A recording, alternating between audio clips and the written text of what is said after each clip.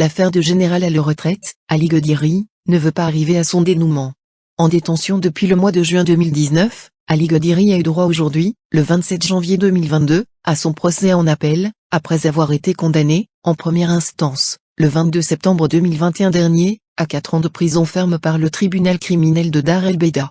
Il est à rappeler que le général à la retraite Ali Godiri est poursuivi pour atteinte au moral de l'armée. Le mis en cause a été acquitté en janvier 2020 de l'accusation portant sur la livraison d'informations à les agents de l'étranger dans le but de porter atteinte à l'économie nationale et à la défense nationale. Emmanuel Macron a fait un geste fort, mercredi 26 janvier, aux rapatriés d'Algérie en qualifiant d'impardonnable pour la République la fusillade de la rue d'Isly, à Alger, en mars 1962, et en estimant que le massacre du 5 juillet 1962 à Oran devait être reconnu. Devant un parterre de rapatriés réunis à l'Élysée, le président de la République est revenu sur la fusillade de la rue d'Isly, dans laquelle des dizaines de partisans de l'Algérie française furent tués par l'armée en mars 1962. Ce jour-là, les soldats français déployés à contre-emploi, mal commandés, ont tiré sur des Français.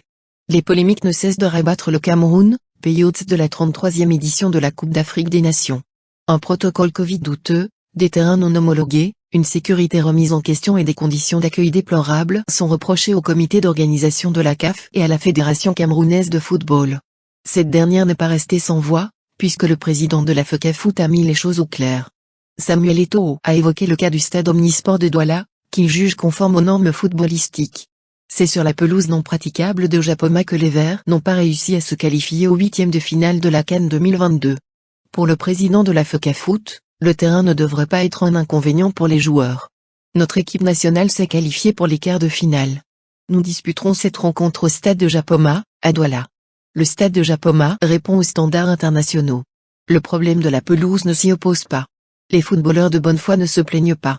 Tout Africain devrait être fier de cet édifice qui côtoie les plus beaux stades du monde.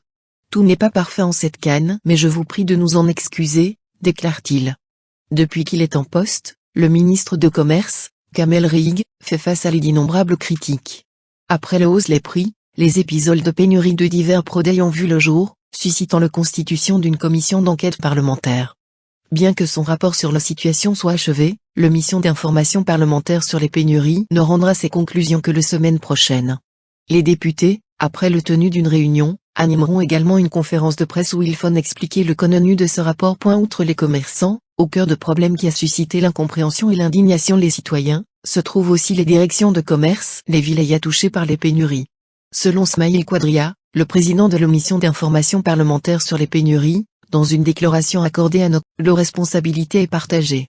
Après avoir rencontré plusieurs acteurs de secteur de commerce au niveau de plusieurs vilayas de pays, dont les producteurs, les commerçants, les responsables et les consommateurs, le président de la commission estime qu'il y a un manque flagrant de communication et de sensibilisation dans ce créneau d'activité.